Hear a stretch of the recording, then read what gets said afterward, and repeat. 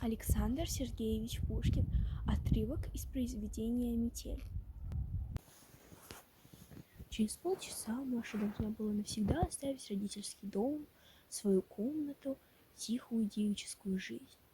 На дворе была метель, ветер выл, ставни тряслись и стучали. Все казалось ей угрозой и печальным предзнаменованием. Скоро в доме все утихло и заснуло.